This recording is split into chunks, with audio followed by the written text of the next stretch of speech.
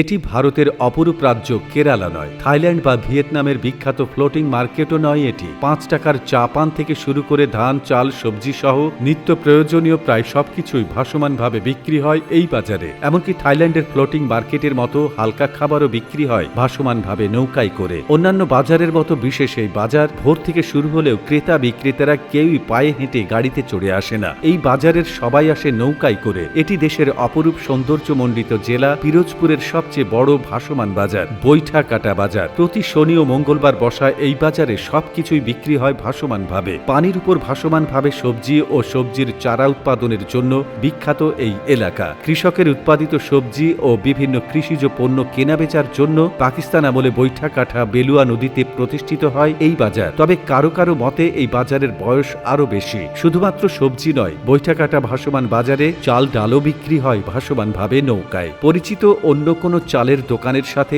এই দোকানের মিল নেই। প্রতিটা নৌকাতেই থাকে বাঁশ দিয়ে তৈরি চাল রাখার বড় বড় পাত্র, স্থানীয়ভাবে যা ঢোলা বলে পরিচিত।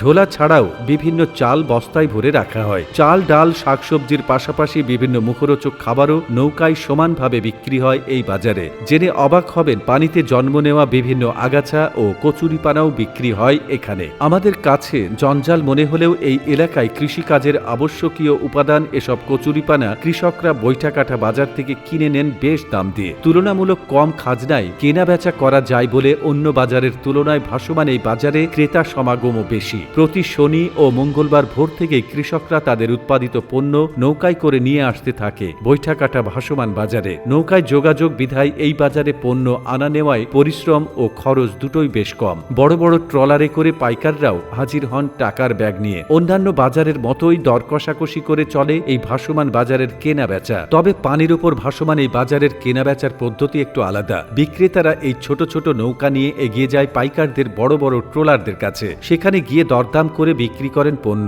বাজার থেকে শাকসবজি, ডাব, নারিকেল, কলা, কচু সহ বিভিন্ন পণ্য পাইকারি কেনার পর সেগুলো সেই নৌকাতে করেই বিক্রির উদ্দেশ্যে নিয়ে যাওয়া হয় দেশের বিভিন্ন প্রান্তের বাজারগুলোতে। বৈঠাকাটার সাথে ঢাকার রয়েছে সরাসরি লঞ্চ যোগাযোগ ব্যবস্থা। পূবালী ৯ নামের একটি লঞ্চ একদিন পর পর যাতায়াত করে ঢাকার উদ্দেশ্যে। যাত্রীর পাশাপাশি এই হাটের পণ্যও ঢাকায় পাঠানো হয় এই লঞ্চটির মাধ্যমে। ইন্টারনেটের কল্যাণে সম্প্রতি পর্যটকদের পছন্দের গন্তব্যে পরিণত হয়েছে স্বরূপকাঠি পেয়ারা বাজার। শুধুমাত্র বাজারের বাণিজ্যিক দিক থেকেই নয়, ঢাকার সাথে সরাসরি লঞ্চ যোগাযোগ থাকায় পর্যটনের এই নতুন সম্ভাবনা হতে পারে অপরূপ সৌন্দর্যমণ্ডিত বাংলার সবচেয়ে বড় ভাসমান বাজার পিরোজপুরের বৈঠাকাটা বাজার।